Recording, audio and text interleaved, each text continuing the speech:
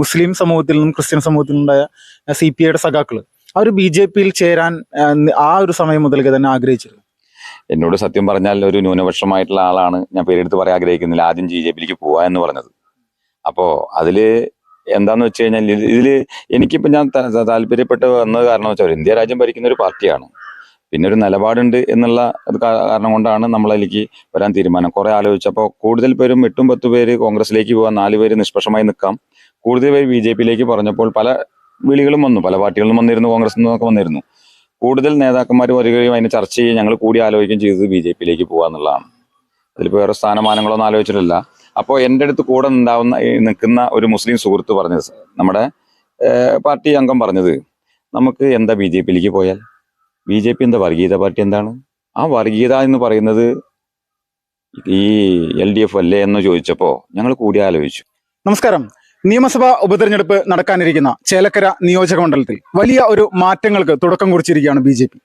നിലവിൽ ചേലക്കര നിയോജക മണ്ഡലത്തിലെ മുള്ളൂർക്കര എന്ന് പറഞ്ഞ പഞ്ചായത്തിലെ CPIയുടെ ലോക്കൽ സെക്രട്ടറി അടക്കം BJP-യിൽ അംഗത്വമെടുത്ത് മുന്നോട്ട് വന്നിരിക്കുകയാണ്. ഈ സമയത്ത് BJP-യിലേക്ക് മാറി വന്ന CPIയുടെ നേതാവിനോട് തന്നെ നമ്മൾക്ക് എന്താണ് BJP-യിലേക്ക് വരാനുണ്ടായ കാരണം എന്നുള്ളതിനെ സംബന്ധിച്ച് ചോദിച്ച് മനസ്സിലാക്കാം.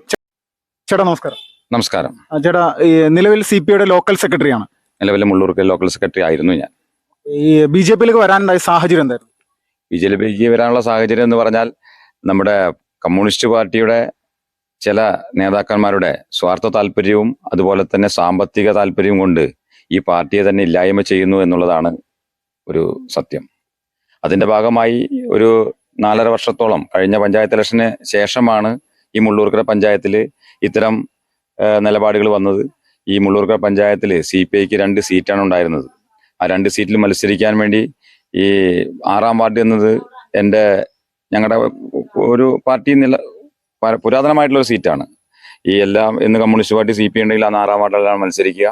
ഇവിടെ എൻ്റെ അമ്മ മത്സരിച്ചിട്ടുണ്ട്, എൻ്റെ ഏട്ടൻ മത്സരിച്ചിട്ടുണ്ട്, ഞാൻ മത്സരിച്ചിട്ടുണ്ട്. ഇതെല്ലാം തോൽവിയാണ് ഉണ്ടായിട്ടുള്ളത്. ഈ കഴിഞ്ഞ തെരഞ്ഞെടുപ്പിലാണ് ഇവിടെ ഒരു LDF സ്ഥാനാർത്ഥി, LDF സ്വതന്ത്രം എന്ന് പറഞ്ഞിട്ടാണ് മത്സരിച്ചത്. അത് CPIയുടെ സീറ്റായിരുന്നു. അപ്പോൾ CPIയുടെ സീറ്റിൽ സ്വാഭാവികമായിട്ടും സ്ഥാനാർത്ഥി നിർത്താൻ ഇല്ലാഞ്ഞിട്ടല്ല, ആ സ്ഥാനാർത്ഥി ഇത് നിർത്തിയേ പറ്റുള്ളൂ എന്നുള്ള തീരുമാനം ഈ CPM-ന്റെ ഭാഗത്തുനിന്ന് വന്നുകൊണ്ട് നമ്മൾ ആ സീറ്റ് തർക്കിച്ചിട്ട് ഒരു BJP ജയിക്കാനുള്ള സാധ്യത ഉണ്ടാവാൻ പാടില്ല എന്നുകൊണ്ടാണ് ഞാനത് അത്തരം നിലപാട് സ്വീകരിച്ച് മുന്നോട്ട് പോയത്. അപ്പോൾ അതിന്റെ ഭാഗമായിട്ട് അടുത്ത വലിയ തർക്കങ്ങൾ നിലനിന്നിരുന്നു. ഈ വരുന്ന മുള്ളൂർക്കരയിലെ ഈ കഴിഞ്ഞ ഒരു 11-ാം വാർഡിലെ ഉപതെരഞ്ഞെടുപ്പാണ് അതിൽ തർക്കത്തിലേക്ക് നയിച്ചത്. അത് സ്വാഭാവികമായിട്ടും CPM-ന്റെ സീറ്റാണ്. ഞങ്ങളതൊന്നും സീറ്റൊന്നും ചോദിച്ചിട്ടുണ്ടായിരുന്നില്ല. ഞങ്ങൾ ആ LDF മുന്നണി സംവിധാനത്തിൽ ഏതൊരു സ്ഥാനാർത്ഥി നിർത്തുമ്പോഴും ഞങ്ങൾ കൂടിയാലോചിച്ചാണ് തീരുമാനിക്കാറുള്ളത്. അപ്പോൾ അതിന്റെ ഭാഗമായി LDF കൂടിയപ്പോൾ നമ്മുടെ ജില്ലാ നേതാക്കൾ CPM-ന്റെ ആയാലും CPIയുടെ ആയാലും എല്ലാവരും ചർച്ചയ്ക്ക് വന്നിരുന്നപ്പോൾ ഞങ്ങൾ ഈ 6-ാം വാർഡ് വിഷയമാണ് മെയിനായിട്ട് ഉന്നയിച്ചത്. 6-ാം വാർഡിൽ എന്താണെന്ന് വെച്ചാൽ CPIയുടെ സീറ്റ് അതിൽ മെമ്പർഷിപ്പ് കൊടുക്കുക, ആ മെമ്പർക്ക് ഒരു സ്റ്റാൻഡിംഗ് കമ്മിറ്റി കൊടുക്കുക എന്നുള്ള തീരുമാനം മാത്രമാണ് ഞങ്ങൾ പറഞ്ഞത്. അത് പറ്റില്ല എന്ന് പറഞ്ഞപ്പോൾ എന്നാൽ രാജിവെക്കൂ, ഞങ്ങൾ മത്സരിച്ച് ജയിച്ചോളാം എന്ന് പറഞ്ഞു. അപ്പോൾ അതും പറ്റില്ല എന്ന് പറഞ്ഞു. അല്ലെങ്കിൽ ഞങ്ങൾക്ക് ഈ സീറ്റ് മത്സരിക്കാൻ തരൂ. അപ്പോൾ ഈ വരാൻ പോകുന്ന കഴിഞ്ഞ നിയമസഭാ ഇലക്ഷന് ഈ 2-3 പഞ്ചായത്തിൽ, അതായത് ചെറുതുരുത്തി പഞ്ചായത്തിൽ, പരവൂർ പഞ്ചായത്തിൽ, അതുപോലെ തന്നെ മുള്ളൂർക്കര പഞ്ചായത്തിൽ ഇത്തരം വിഷയങ്ങൾ നിലനിൽക്കുന്നുണ്ട്. അത് CPM-ന്റെ സംസ്ഥാന സെക്രട്ടേറിയറ്റ് അംഗമായിട്ടുള്ള PK ബിജു ഉൾപ്പെടെ ഞങ്ങളുടെ മുൻ പാർട്ടിയായിട്ടുള്ള CPIയുടെ എല്ലാ നേതാക്കളും ഉൾപ്പെട്ട് മണ്ഡലത്തിലൊരു തീരുമാനം എടുത്തൊരു സർക്കുലർ ഉണ്ട്. ഈ കഴിഞ്ഞ ലോക്സഭാ തെരഞ്ഞെടുപ്പിന്റെ മുന്നേ ഇതെല്ലാം പരിഹരിച്ച് മുന്നോട്ട് പോകാമെന്നാണ് തീരുമാനം ഉണ്ടായിരുന്നത്. എന്തോ സ്വാഭാവികവശാൽ അത് പെട്ടെന്നായതുകൊണ്ട് അത് പിന്നീട് നമുക്ക് അടുത്ത പഞ്ചായത്ത് തെരഞ്ഞെടുപ്പ് വരുമ്പോൾ പരിഹരിക്കാമെന്നാണ് പറഞ്ഞിരുന്നത്. അപ്പൊ ഇവിടെ വരാൻ പാടില്ലാത്ത ഒരു അസുഖബാധിതനായിട്ട് ഒരു മെമ്പർ മരിക്കുകയുണ്ടായി CPM-ന്റെ ഈ 11-ാം വാർഡിൽ. ആ 11-ാം വാർഡിലെ മെമ്പർ മരിച്ചതിന്റെ ഭാഗമായിട്ടാണ് അവിടെ ഒരു ഇലക്ഷൻ വന്നത്. നമ്മുടെ വേണ്ടപ്പെട്ട നല്ലൊരു മെമ്പറായിരുന്നു, വലിയ സ്നേഹവും ഭയങ്കര ബന്ധമൊക്കെ ഉള്ളൊരു മെമ്പറായിരുന്നു. അപ്പോഴാണ് ഞാൻ ഈ ചർച്ച ഞാന് ആൻഡോ, അതേമാതിരി രാമകൃഷ്ണൻ എന്ന് പറഞ്ഞ ഈ ലോക്കൽ കമ്മിറ്റി അംഗങ്ങൾ 3 പേര്, അതുപോലെ തന്നെ CPIയുടെ ജില്ലാ കമ്മിറ്റി അംഗം അരുൺ കാളിയത്ത്, അതുപോലെ തന്നെ മണ്ഡലം സെക്രട്ടറി ശ്രീകുമാർ ഉൾപ്പെടെ ഞങ്ങൾ ചർച്ചയ്ക്ക് പോയത്. ഓപ്പോസിറ്റ് ആണെങ്കിലും അവിടെ അവരുടെ ഏരിയ സെക്രട്ടറി ഉണ്ടായിരുന്നു, ഏരിയ കമ്മിറ്റി അംഗം, LDF കൺവീനർ PA ബാബു, അതുപോലെ നമ്മുടെ LC സെക്രട്ടറി സലാം ഉൾപ്പെടെയുള്ള ആളുകളുണ്ടായിരുന്നു. ഇവരെല്ലാം കൂടി ചർച്ച ചെയ്തിട്ട് അതൊരു പരിഹാരമായില്ല എന്ന് മാത്രമല്ല, ഞങ്ങളെ അവഹേളിക്കുന്ന രീതിയിലേക്കാണ്. എത്ര വർഷമായി ചേട്ടനൊക്കെ ഈ ഒരു പ്രസ്ഥാനത്തിന്റെ പ്രവർത്തനത്തിലുണ്ടായിട്ട്? ചെറുപ്പം മുതലാണ്? ചെറുപ്പം മുതൽ ഞങ്ങൾ പാർട്ടി കുടുംബമാണ്. ഞങ്ങളൊരു 10-15 വർഷമായിട്ട് ഞാൻ ഫുൾ ടൈം പാർട്ടി ഇതായിട്ടുണ്ട്. എനിക്കൊരു ജ്വല്ലറി ഉണ്ടായിരുന്നു മുള്ളൂർക്കയിൽ.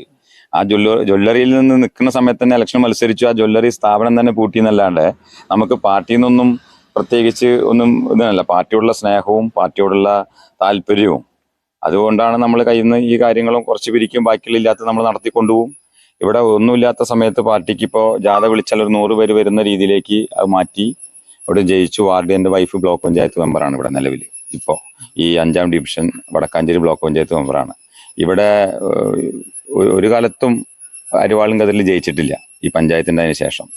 ഈ സീറ്റും UDF കയ്യിലായിരുന്നു. ആദ്യമായിട്ടാണ് ഒരു LDF CPI എന്നുള്ള നിലയിലേക്ക് കിട്ടിയിട്ടുള്ളത്. അത് ഒരു ജനകീയമായിട്ടുള്ള വിജയം തന്നെയായിരുന്നു അത്. അപ്പോൾ ഇതിൽ ആ വയ്ക്കുന്ന ഫണ്ടുകൾ, ആ വയ്ക്കുന്ന മെമ്പറെ പോലും പ്രവർത്തിക്കാൻ വിടാതെ വെക്കുന്ന ഫണ്ട്, ഒരു അംഗനവാടി വെക്കുന്ന ഫണ്ട് എന്ന് പറഞ്ഞാൽ ഒരു 10 ലക്ഷം രൂപ ബ്ലോക്ക് പഞ്ചായത്ത് മെമ്പർ ഫണ്ട് വെച്ച് കഴിഞ്ഞാൽ അത് CPI വളരുമോ എന്ന് തോന്നിയിട്ട് ആ ഫണ്ട് മാറ്റിവെക്കുകയും അതിന് പഞ്ചായത്ത് വേണ്ടാന്ന് പറഞ്ഞ് രേഖാമൂലം കത്ത് കൊടുക്കുകയും ഇതൊക്കെ ഞങ്ങളവിടെ LDF ചർച്ച ചെയ്തു. ഈ 4.5 വർഷമായിട്ട് ഇപ്പോഴും അംഗനവാടി ഒരു മനയുടെ ബാക്കിൽ പകൽ സമയത്ത് തന്നെ കുട്ടികൾക്ക് ഈ പറഞ്ഞ മാതിരി ഈ നായകളും ഈ കാട്ടുപന്നിയൊക്കെ ഓടുന്ന സ്ഥലത്താണ്. ഇപ്പോഴും ആ ബിൽഡിംഗ് പൂർത്തീകരിക്കാൻ കഴിഞ്ഞിട്ടില്ല. ആ ഫണ്ട് വേണ്ടെന്ന് വെച്ച് ജില്ലാ പഞ്ചായത്തിന്റെ ഫണ്ട് കൊണ്ടുവന്നു. അപ്പം ഞങ്ങൾ ഈ അംഗനവാടി ഫണ്ട് എന്ന് പറഞ്ഞാൽ അതാ ചെറിയ കുട്ടികൾക്ക് പോഷകാഹാരത്തിനും അതേമാതിരി തന്നെ ഈ അംഗനവാടികൾക്ക് മാത്രമേ ഉപയോഗിക്കാൻ പറ്റുള്ളൂ. മറ്റേ ജില്ലാ പഞ്ചായത്ത് ഫണ്ട് പറഞ്ഞാൽ അത് ഉദ്യോഗസ്ഥ ഫണ്ടും അങ്ങനെ 2-3 മറ്റുള്ള ഫണ്ടുകളൊക്കെ കൂടിയിട്ടാണത്. അത് അപ്പോൾ 15ഉം ഈ 10ഉം 25 ലക്ഷം ഇവിടെ വെച്ചോളൂ എന്ന് ഞാൻ പറഞ്ഞതാണ്. ഞങ്ങൾ പാർട്ടി പറഞ്ഞു അത് പറ്റില്ല. അപ്പൊ ഈ 15 ലക്ഷം രൂപ നമുക്ക് മറ്റുള്ള റോഡിനോ തോട് കെട്ടാനോ ടാറിങ്ങിനൊക്കെ എടുക്കാം. അപ്പൊ 25 അപ്പൊ ജനങ്ങൾക്ക് വേണ്ട വികസനം വരുന്നത് മുടക്കുക എന്നുള്ളതാണ്. അതുപോലെ തന്നെ നമ്മുടെ ഈ ഡിവിഷനിലെ ഒരു ശീതീകരിച്ച പച്ചക്കറി വിപണന കേന്ദ്രം എന്ന് പറഞ്ഞിട്ട് 8ാം വാർഡിൽ വന്നിട്ടുണ്ട്, നമ്മുടെ മുള്ളൂർക്ക പഞ്ചായത്തിൽ തന്നെ.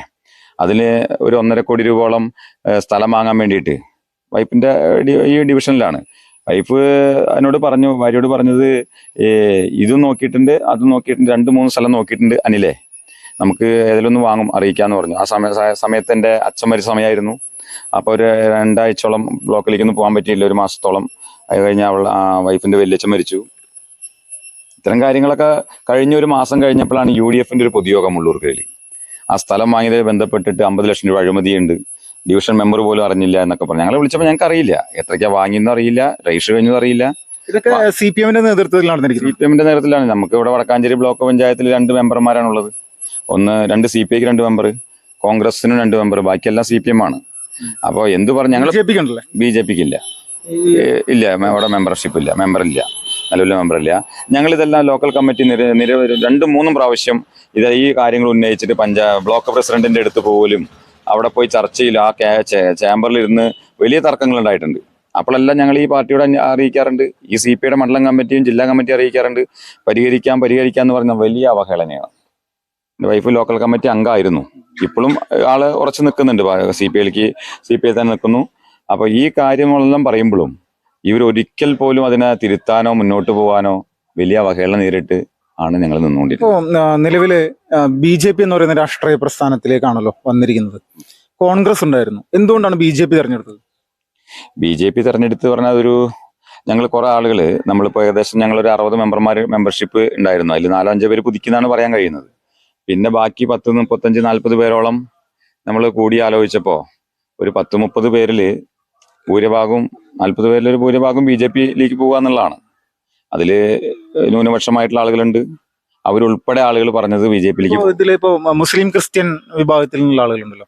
BJP ഒരു ഹിന്ദു പാർട്ടി എന്നുള്ള ലേബൽ പല രീതിയിൽ LDFും UDFും പ്രചരിപ്പിക്കുന്നതാണ് സമൂഹത്തിൽ. അപ്പോൾ ഈ ന്യൂനപക്ഷങ്ങളായിട്ടുള്ള അല്ലെങ്കിൽ മുസ്ലിം സമൂഹത്തിൽ നിന്നും ക്രിസ്ത്യൻ സമൂഹത്തിൽ നിന്നുണ്ടായ CPIയുടെ സഖാക്കള് അവർ BJPയിൽ ചേരാൻ ആ ഒരു സമയം മുതൽക്ക് തന്നെ ആഗ്രഹിച്ചിരുന്നു. എന്നോട് സത്യം പറഞ്ഞാൽ ഒരു ന്യൂനപക്ഷമായിട്ടുള്ള ആളാണ്, ഞാൻ പേരെടുത്ത് പറയാൻ ആഗ്രഹിക്കുന്നില്ല, ആദ്യം BJPയിലേക്ക് പോവാ എന്ന് പറഞ്ഞത്.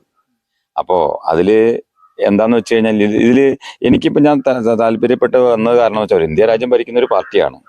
പിന്നെ ഒരു നിലപാടുണ്ട് എന്നുള്ള കാരണം കൊണ്ടാണ് നമ്മളതിലേക്ക് വരാൻ തീരുമാനം. കുറെ ആലോചിച്ചപ്പോൾ കൂടുതൽ പേരും 8-10 പേര് കോൺഗ്രസിലേക്ക് പോകാൻ, 4 പേര് നിഷ്പക്ഷമായി നിൽക്കാം, കൂടുതൽ പേര് BJPയിലേക്ക് പറഞ്ഞപ്പോൾ പല വിളികളും വന്നു, പല പാർട്ടികളിലും വന്നിരുന്നു, കോൺഗ്രസിൽ നിന്നൊക്കെ വന്നിരുന്നു.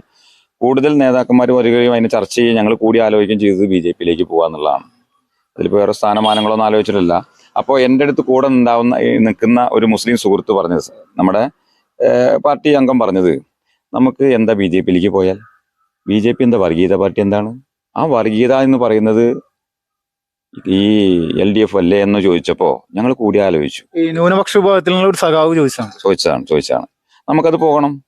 അപ്പോൾ ഈ BJPനെ വർഗീയത എന്ന് പറഞ്ഞാൽ ആ വർഗീയ മുഖച്ഛായ മാറ്റണം. ഞാനും ഉണ്ട്, എൻ്റെ കൂടെയുള്ള ക്രിസ്ത്യൻ സഖാവും ഉണ്ട്, എൻ്റെ കൂടെ ഇടതും വലതുമായിട്ട് നിൽക്കുന്ന മുസ്ലിം സഖാവും ക്രിസ്ത്യൻ സഖാവും പറഞ്ഞത് ഇതിലേക്ക് പോകണം, നമുക്ക് ആ BJPയുടെ വർഗീയ മുഖച്ഛായ മാറ്റണം എന്നാണ് പറഞ്ഞത്.